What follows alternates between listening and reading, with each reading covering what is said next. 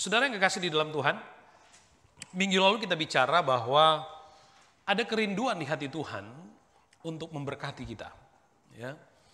Tuhan ingin memberkati kita dan mengucap berkat adalah hal yang penting buat kehidupan kita. Ya, ucap berkat. Dan hari ini saudaraku yang kasih dalam Tuhan, saya pikir kita semua sepakat bahwa di seluruh dunia, tidak hanya kita di sini, manusia butuh kekuatan. Ya. Manusia membutuhkan kekuatan. Tidak ada yang mampu membuat kita survive dari keadaan dan kesulitan apapun selain kita harus kuat. Pada situasi yang seperti inilah kita harus sadar bahwa di dalam diri kita ada potensi ilahi yang Allah dengan sukarela letakkan di dalam diri kita sebagai kasih karunia-Nya. Dan itulah kesempatan buat kita untuk percaya. Kita menjadi orang yang percaya kepada Tuhan. Itulah iman. Itulah kualitas rohanimu, kualitas rohani kita. Sehingga pada masa atau pada hari-hari situasi seperti hari-hari ini, kita perlu mengaktifkan kembali kesadaran bahwa di dalam diri kita ada Tuhan. Di dalam diri kita ada Yesus, di dalam hidup kita ada Roh Kudus. Ada kasih karunia Allah yang kalau itu diaktifkan, dihidupkan kembali, maka kita akan hidup di dalam pengalaman-pengalaman bersama dengan Tuhan. Mari saudara, saya ingin membawa kita, saya coba memberi topik khotbah sore hari ini, jangan lepaskan peganganmu. Jangan lepaskan peganganmu, ya. 1 Samuel pasal 30 ayat yang pertama dan beberapa ayat setelahnya saudara ikuti. Atau saya cerita aja, saudara biar nggak begitu panjang, ya. Saudara, satu waktu Daud dan para pengikut-pengikutnya kembali pulang ke kota Siklag.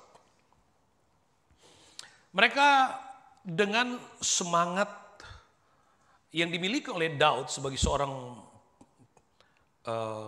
perwira yang disegani, sebagai seorang terkenal hebat, ditakuti oleh para musuh, dan didampingi oleh para prajurit pengikut-pengikutnya yang hebat. Alkitab mendeskripsikan kehebatan mereka, luar biasa. Tapi satu waktu ketika mereka pulang ke Siklag, Alkitab menceritakan bahwa mereka mendapati kota Siklag itu sudah diserang oleh musuh, oleh bangsa Amalek. Dan dikatakan bahwa seisi kota itu ditawan. Keluarga mereka sampai kepada anak-anak laki-laki perempuan semua ditawan. Lalu Alkitab menceritakan begini saudara. Lalu menangislah Daud, ayat yang keempat. Lalu menangislah Daud dan rakyat yang bersama-sama dengan dia itu dengan nyaring sampai mereka tidak kuat lagi menangis. Di luar mereka adalah pemenang, mereka dikenal sebagai orang-orang yang ditakuti karena kehebatan perang mereka. Tapi ketika mereka pulang ke rumah, mereka mendapati di kota Siklag seisi keluarga mereka sudah ditawan. Alkitab tidak hanya ceritakan lalu pengikut-pengikutnya atau rakyatnya menangis. Dan itu mungkin biasa kalau rakyat yang menangis menuntut kepada pemimpinnya. Dan itu terjadi, itu faktanya seperti itu. Tetapi yang Alkitab ceritakan, Daud pun menangis. Daud pun menangis. Saudara bisa coba kita bayangkan situasi yang mereka alami saat itu. Sampai Daud pun menangis. Dan mereka tidak sekedar menangis, Alkitab katakan menangis dengan, mereka tidak nangis yang diam, enggak. Tapi nangis dengan nyaring. Ya, mungkin Alkitab lebih memilih kata yang lebih halus. Mungkin faktanya mereka nangis sambil teriak-teriak itu saudara. Nangis teriak-teriak, dan tidak hanya itu. Alkitab katakan mereka menangis sampai mereka nggak kuat lagi menangis. Saudara pernah lihat orang nangis sampai gak kuat lagi menangis? Ada nangis, teriak-teriak nangis tiba-tiba, capek saya berhenti dulu. Enggak kan? Yang kita tahu orang kalau di puncak dia waktu dia nangis dia gak kuat lagi pingsan. Ya. Jadi keadaan itu keadaan yang sangat berat, saudara. Berat banget. Alkitab kemudian menceritakan di dalam ayat yang ke-6, Daud sangat terjepit. Dan masalahnya bukan saja pengikut-pengikutnya punya masalah, dia sendiri punya masalah. Dia sendiri sedang di dalam tangisan yang sama. Dia sendiri pun sampai di titik nggak kuat lagi nangis. Ditambah dengan Alkitab katakan dia terjepit. Terjepit. Karena rakyat mengatakan hendak melempari dia dengan batu. Rakyat hendak melempari dia dengan batu. Seluruh rakyat itu telah pedih hati. Masing-masing karena anaknya laki-laki dan perempuan. Daud hendak dilempari dengan batu karena semua lagi pedih. Bukan cuma habis tenaga nangis. Tapi mereka protes, mereka marah. Bukan cuma marah, mereka gak cuma mengata-ngatai Daud. Tapi mereka hendak melempari Daud dengan batu. Artinya mereka mau menghukum Daud. Gitu. Tapi perhatikan, Daud kemudian tidak menggunakan otoritasnya. Dan berkata kepada mereka, hei saya ini pemimpin. Dan Daud pun tidak mempersalahkan Tuhan, dia tidak komplain kepada Tuhan. Dia tidak berkata, Tuhan di luar sana engkau menolong aku mengalahkan sekian banyak musuh. Lalu kenapa semua yang terjadi di rumahku sendiri? Daud tidak melakukan itu. Daud tidak komplain kepada Tuhan. Dia tidak persalahkan Tuhan. Dia juga tidak mempersalahkan orang lain. Tapi Alkitab berkata di dalam ayat yang ke-6, tetapi Daud menguatkan kepercayaannya kepada Tuhan Allahnya. Ini poin saya. Menguatkan kepercayaan. Bahwa ternyata menangis sampai kehabisan tenaga pun nangis. Nggak nolong. Nggak nolong. Ternyata menangis sampai teriak-teriak nangis pun nggak nolong. Kalau nangis itu, katakanlah sampai nangis sampai habis tenaga menolong. Mari kita sama-sama nangis. Pastikan sampai habis tenaga.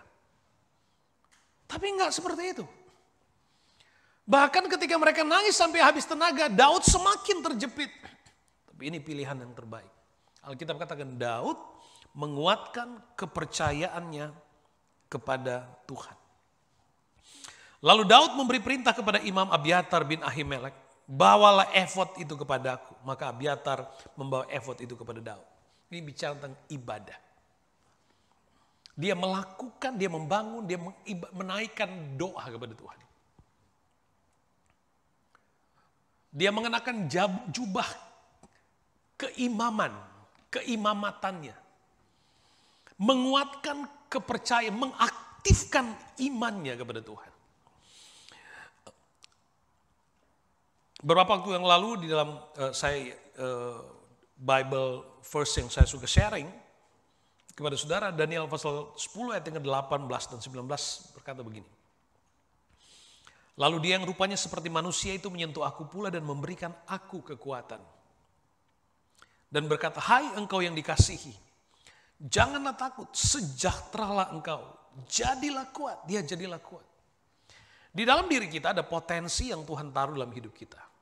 Dan potensi itu ya berdasarkan kapasitas di dalam diri kita. Juga kekuatan itu bisa juga karena iman kita ya, level kedewasaan rohani kita. Tapi ada kekuatan yang dianugerahkan oleh Tuhan.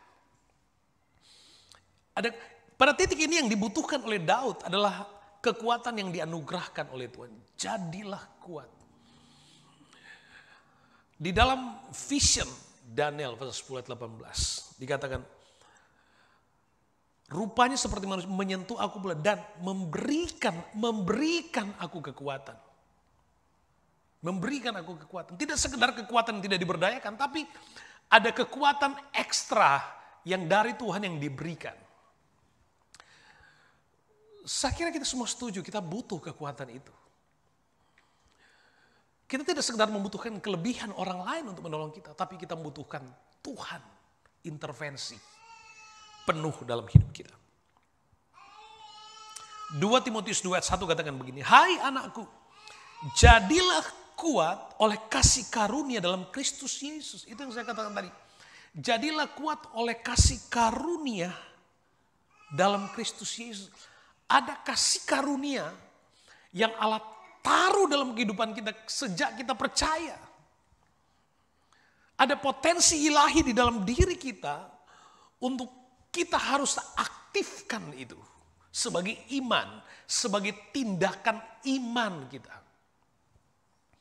Dan anak Tuhan harus hidup pada kehidupan iman. Alkitab berkata orang benar hidup oleh iman. Anak-anak Tuhan harus hidup oleh iman. Dia tidak saja terbatas hidup pada ukuran-ukuran dunia dengan kehidupan normalnya, tapi dia dituntut untuk hidup oleh iman. Ada batas-batas yang harus kita lewati dari sekedar kehidupan normal, yaitu hidup oleh iman. Kita harus keluar dari ukuran-ukuran dunia, yaitu hidup oleh iman. Itu kasih karunia. Nah, saudara, saya ingin bawa kita pada sebuah kisah dalam kitab Kejadian pasal 32.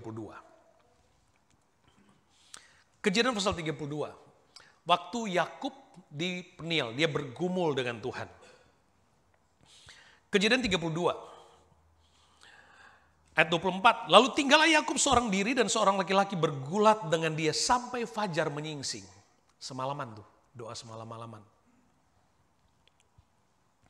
Ketika orang itu melihat bahwa ia tidak dapat mengalahkannya, ia memukul sendi pangkal paha Yakub sehingga sendi pangkal paha itu terpelecok ketika ia bergulat dengan orang itu. Lalu kata orang itu, biarkanlah aku pergi karena fajar telah menyingsing. Sahut Yakub, aku tidak akan membiarkan engkau pergi jika engkau tidak memberkati aku. Bertanyalah orang itu kepadanya, siapakah namamu? Sahutnya, Yakub. Lalu kata orang itu, namamu tidak akan disebut lagi Yakub, tetapi Israel. Sebab engkau telah bergumul melawan Allah dan manusia dan engkau menang. Bertanyalah Yakub, katakanlah juga namamu. Tetapi sahutnya, mengapa engkau menanyakan namaku? Lalu diberkatinya lah Yakub di situ. Yakub menamai tempat itu Peniel, sebab katanya aku telah melihat Allah berhadapan muka, tetapi nyawaku tertolong. Lalu tampaklah kepadanya matahari terbit ketika ia telah melewati Peniel, dan Yakub pincang karena pangkal pahanya. Yakub bergumul semalaman. Saudara, ini bukan semalaman duduk ngobrol, bukan. Semalaman bergulat dengan seorang manusia yang kemudian itu adalah ekspresi dari teofani, ya, perwujudan Allah dalam rupa manusia. Saudaraku yang kasih, Alkitab berkata bahwa Yakub bergulat dengan orang itu. Lalu kemudian Yakub dipukul, bukan disentuh, dipukul sampai pinggulnya, pangkal pahanya terpelecok, terlepas dari persendian. Tapi ketika Yakub dipukul, Alkitab tidak menceritakan dia teriak, nangis, lepas kabur, tidak. No. Yakub menahan rasa sakit, dan itu bukan sekedar sakit yang biasa, ini gak dicubit loh saudara. Ini dipukul sampai pangkal pahanya terpelecok, persendiannya lepas. Bayangin sakitnya. Dulu pernah ada camp, ada yang keseleo. Sakit loh ya waktu itu ya. Sampai harus dioperasi dia dulu. Sakit. Nah, saudara yang kekasih di dalam Tuhan. Yang menarik adalah Alkitab ceritakan Yakub tetap merangkul orang itu. Tentu dengan rasa sakit. Alkitab juga tidak membahasakan bahwa untuk menghilangkan rasa sakit dia pegang erat-erat orang itu. Tidak begitu. Tapi dengan rasa sakit dan dia boleh dikatakan dia sudah kehilangan separuh dari kekuatannya. Separuh dari kekuatannya. Tapi dia tetap pegang erat-erat. Bahkan Alkitab katakan begini. Lalu kata orang itu, biarkan aku pergi karena fajar telah menyingsing. Semalam-malaman bergumul, bergulat. Dan mungkin juga semalaman dia pegang erat-erat. Mungkin dari awal sudah dipukul juga tuh Pak. Berarti cukup lama. Tapi dengar baik apa kata Yakub. Sekalipun Yakub dicederai, Yakub telah dilukai, pangkal pahanya terlepas dari persendian. Tapi apa kata Yakub? Aku tidak akan membiarkan engkau pergi jika engkau tidak memberkati aku. I will not let you go except you bless me. I won't let you go until you bless me. Saudara yang kekasih di dalam Tuhan Yesus, apa yang kita tangkap di sini?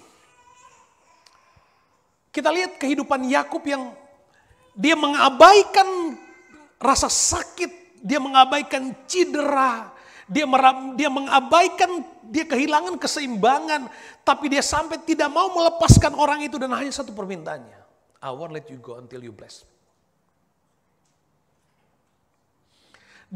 Yakub punya pengalaman di pasal 28 di Betel, kita lihat. Di pasal 28 kitab Kejadian pasal 16 sampai 17. Di situ Yakub dapat vision. Dia lihat ada tangga dari bumi ke sorga, malaikat Tuhan turun naik di situ.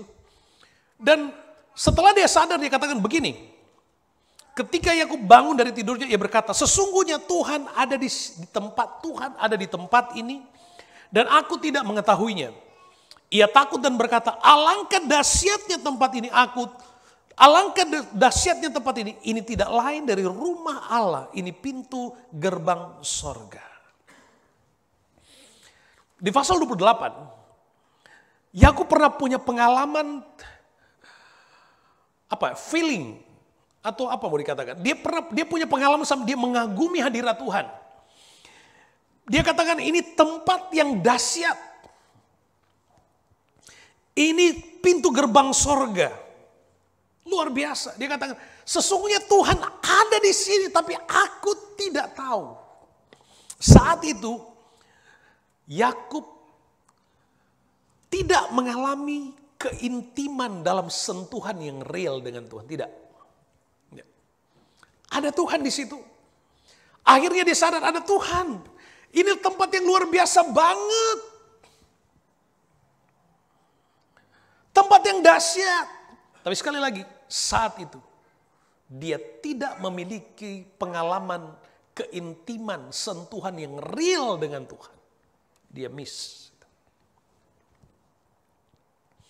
Sehingga di pasal 32, kemudian ketika Yakub sadar ini orang bukan orang sembarang, bahkan dia sadar ini Tuhan. Akhirnya di ayat terakhir dia katakan, sesungguhnya aku telah bergumul dengan Tuhan. Makanya saudaraku yang kekasih, pada saat itu dia sama sekali tidak mau kehilangan kesempatan sentuhan yang intim dengan Tuhan. Sehingga rasa sakitnya dia abaikan, cedera dia abaikan. Sekalipun dia telah kehilangan keseimbangan, kehilangan separuh dari kekuatannya, tapi dia tidak melepaskan Tuhan. Dia menggenggam erat-erat, dia katakan aku tidak akan melepaskan sampai engkau memberkati aku. Ini bicara tentang pergumulan dengan Tuhan. Jangan berhenti doa. Atau jangan amin berdoa. Jika Anda belum mengalami sentuhan dengan Tuhan. Berdoalah sampai Anda bisa menyentuh hadiratnya. Alami sampai Anda merasa bahwa Tuhan sedang ada di hidupmu, sedang bicara di hidupmu. Nikmati lawatan Tuhan, nikmati kehidupan doamu di dalam doa. Saya tidak berkata bahwa waktu doa makan Anda berdoa lama seperti itu, no, bukan itu. Tapi doa di dalam doa-doa pribadimu.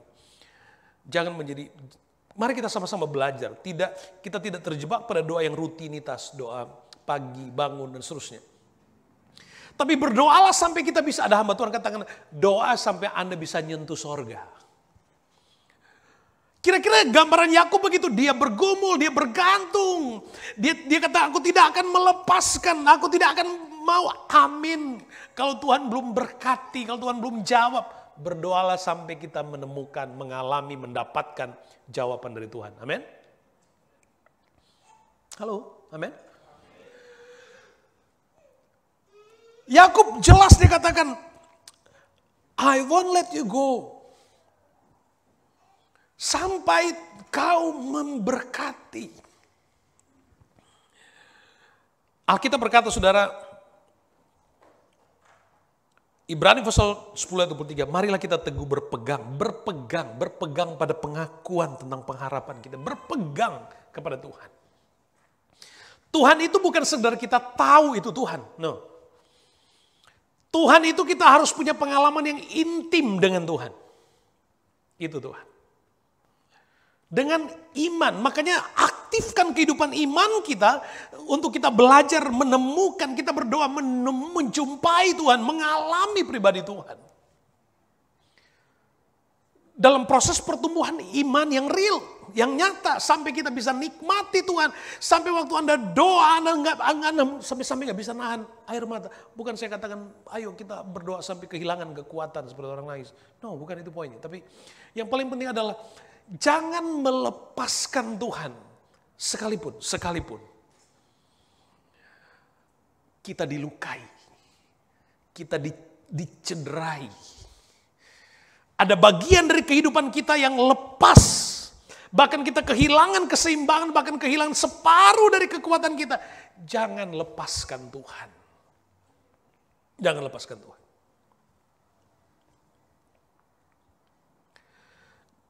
Dua Tesalonika 2 ayat 15, sebab itu berdirilah teguh dan berpeganglah pada ajaran-ajaran yang kamu terima. Dari ajaran-ajaran yang kamu terima dari kami. Baik secara lisan maupun secara terus.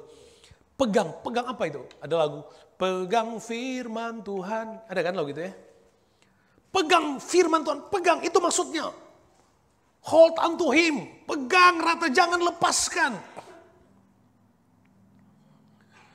Ada banyak keadaan yang berusaha melepaskan kita dari Tuhan, tapi please, ayo jemaat, saya katakan di jemaat Gold Coast tadi pagi, jangan tukar Tuhan.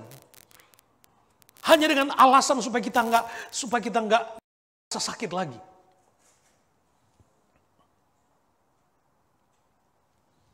Ayo pegang. Hari-hari ini yang kita butuhkan Tuhan.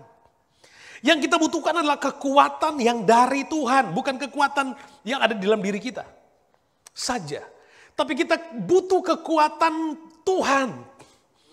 Kita hold unto him sampai Tuhan memberikan kita kekuatannya. Sampai Tuhan yang mencurahkan kekuatannya, itu yang harus kita terima. Itu yang harus kita alami. Ada banyak situasi di kehidupan kita nggak bisa selesaikan. Kita pikir kita bisa, tapi kita stres, kita nggak bisa ngapa-ngapain.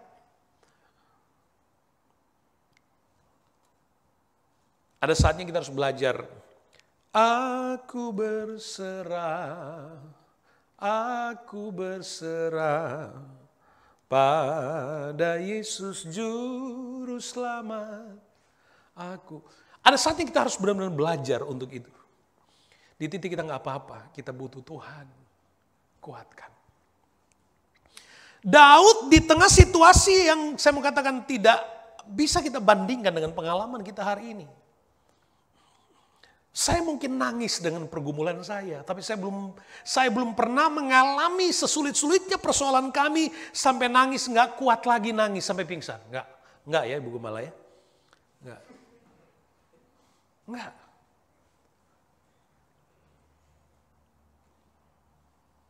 Daud sampai di titik itu dan tidak hanya itu, apa sebaliknya? Di titik dia butuh support, dukungan orang lain, tapi dia nggak dapatkan itu. Justru dia dapatkan apa? Orang hendak melemparinya dengan batu. Karena semua sedang dalam kesulitan, kesukaran, nggak ada yang bisa nolong. Tapi Daud, dia punya pikiran yang positif. Dia punya pikiran yang rohani. Dia aktifkan, dia sadar ketika dia nggak bisa apa-apa, dia harus pegangan sama Tuhan. Dia menguatkan, dia hidup aktifkan imannya kepada Tuhan. Yakub juga begitu, sekalipun dia dipukul, yang pukul siapa saudara? Alkitab tidak katakan karena Yakub dipukul orang lain, kemudian tiba-tiba dia lari, dia hold sama orang itu, dia pegangan, oh sakit dipukul orang, enggak. Orang itu yang mukul. Tuhan yang mukul, Tuhan yang mukul. Dan bukan disentuh, bukan dipukul sampai terpelecok, lepas tuh persendian. Sampai Yakub ketika dipulihkan pun Yakub yang pincang. Makanya orang Israel kena salah sampai hari ini masih nggak makan bagian paha, nggak tahu sebelah kiri kanan. Karena itu. Tapi Yakub memilih, nggak apa-apa saya sakit, nggak apa-apa saya pincang, tapi saya nggak mau kehilangan keintiman yang real dengan Tuhan. Saya nggak mau seperti di pasal 28, seperti di Betel. Saya tahu Tuhan ada, tapi sayang banget presiden lewat, supaya ada kesempatan salaman. Tapi aduh sayang, udah lewat. Telat. Makanya saat itu Yakub sadar ada Tuhan. Udahlah, dia pegang erat-erat. Dia pegang erat-erat, aku tidak akan melepaskan Tuhan sampai Tuhan menjawab doaku. Aku tidak akan melepaskan peganganku kepada Tuhan sampai Tuhan memberkati aku. Ada orang Kristen doanya, doa Tuhan, satu hari berdoa nggak jawab, seminggu di doa nggak jawab, sebulan dia doa nggak, setahun dia doa nggak dijawab. Ah Tuhan ada apa nggak sih? Ya. Kembali kepada poin, siapa yang mukul tadi? Tuhan. Kita baca Ayub pasal 5 ayat 18. Ayub pasal 5 ayat 18. Karena apa saudara? Karena dialah, dia besar itu saudara. Karena dialah yang melukai, tapi juga yang membebat. Dia yang memukuli, tetapi yang tangannya menyembuhkan pula. Ada saatnya seperti kita dicederai. Separuh dari kekuatan kita diambil seolah-olah, dilepaskan. Keseimbangan kita seolah-olah diambil. Alasannya apa? Alasannya apa?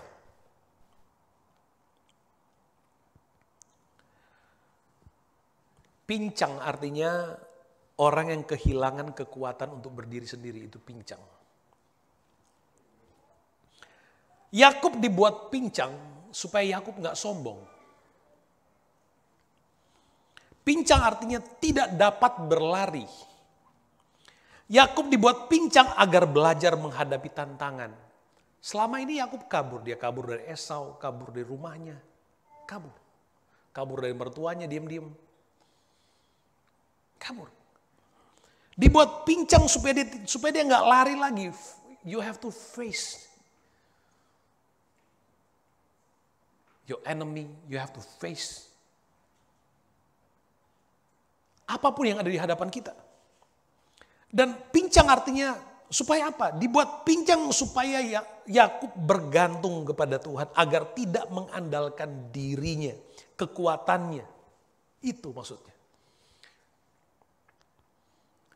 Dia dipukul oleh Tuhan supaya dia belajar mengandalkan Tuhan. Dia belajar untuk menghadapi semuanya dengan kekuatan Tuhan. Itu maksudnya. Dan yang istimewa saudaraku yang kekasih di dalam Tuhan, kalau kita perhatikan dengan baik. Yakub waktu dia bergumul dengan Tuhan. Dia minta sampai diberkati. Lalu orang itu katakan, siapa namamu? Yakub.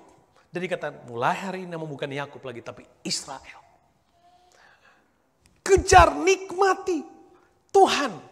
Yakub yang dikenal sebagai Yakub yang suka kabur dari rumah. Yakub sebagai penipu. Tapi ketika dia bergantung, dia berpegangan erat sama Tuhan. Dia mengabaikan rasa sakitnya, mengabaikan seluruh persoalan hidupnya. Dia pegang erat-erat sampai Tuhan ubah hidupnya. Identitasnya diubah, completely berubah. Bukan lagi Yakub sebagai Yakub penipu, tapi Israel. Orang yang bergumul dengan Tuhan dan menang. Haleluya. Saya sudah katakan tadi, pengalaman Yakub di pasal 28, dia mengagumi hadirat Tuhan dan dia tidak mau kehilangan momentum dan kesempatan yang terbuka saat itu. Makanya walaupun sakit, saudara bayangin. Sebagian besar orang akan melepaskan pegangannya waktu dia mulai merasa sakit. Sebagian besar orang akan kabur ketika dia merasakan sakit. Tapi Yakub sadar keintiman dengan Tuhan tidak dapat dibandingkan dengan apapun. Keintiman persekutuan yang real dengan Tuhan tidak dapat ditukar, dibandingkan dengan apapun juga. Sehingga sekalipun dia sakit, dia tetap pegangan sama Tuhan. Karena dia tahu ada sesuatu yang lebih penting. Apa? Perubahan yang ekstrim dari hidupnya. Tuhan ubahkan kamu bukan Yakub, kamu sekarang Israel. Hidup kita pun seperti itu. Mari pegang Tuhan. Ada saatnya kita berpegang sama Tuhan. Sekian lama kita pegang sama Tuhan, seperti masalah itu nggak selesai. Belum selesai, tunggu sampai Tuhan berkarya. Dia yang melukai, dia juga akan membebat. Kalau Tuhan yang memukul, Tuhan yang akan sembuhkan. Itu janji Tuhan. Dan orang-orang yang percaya kepada Tuhan yakin. Jadilah seperti aku, pegangan. Udah pegangan sama Tuhan, pegangan aja sama Tuhan. Tapi kan Tuhan sakit, udah pegangan. Tuhan akan membebat. Tuhan akan menyembuhkan. Saya suka bagian ini, Yesaya 30 ayat 26. Maka terang bulan purnama akan seperti terang matahari terik. Dan terang matahari terik akan 7 kali ganda, yaitu seperti terangnya 7 hari. Pada waktu Tuhan membalut luka umatnya dan menyembuhkan bekas pukulan. Wah, luar biasa. Alkitab nggak katakan seperti terang bulan purnama dan terik matahari pada waktu Tuhan membalut luka umatnya. Itu normal. Terang bulan normal. Tapi dikatakan seperti bulan purnama yang terangnya seperti rembang tengah hari di siang hari. Seperti matahari yang terang 7 kali lipat 7 hari. Waktu Tuhan memulihkan. Ini bicara apa? Bicara kelimpahan dari kasih karunia. Waktu Tuhan membalut lukamu. Waktu Tuhan menyembuhkan lukamu. Alkitab katakan seperti itu. Kasih karunia yang berlimpah, yang terus menerus. Yang tidak dapat diukur. Tidak ada ukurannya bahkan. Itu waktu Tuhan.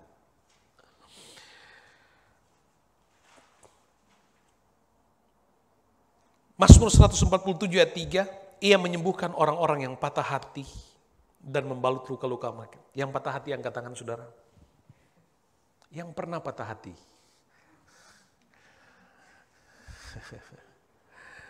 Tuhan membalut luka-luka. Tuhan menyembuhkan.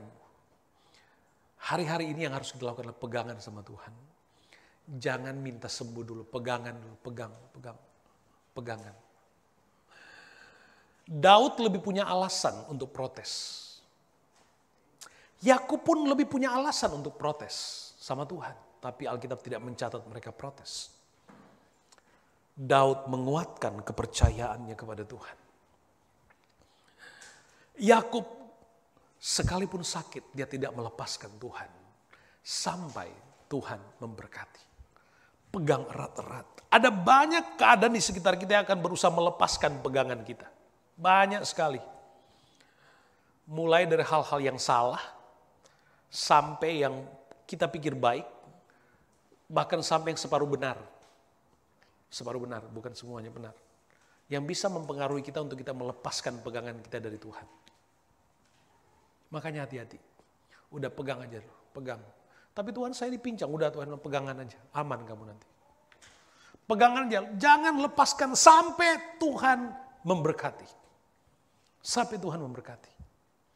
Sampai Tuhan memulihkan, sampai Tuhan memberikan kehidupan yang baru, yang benar-benar baru. Itu perjalanan iman, nikmati perjalanan iman.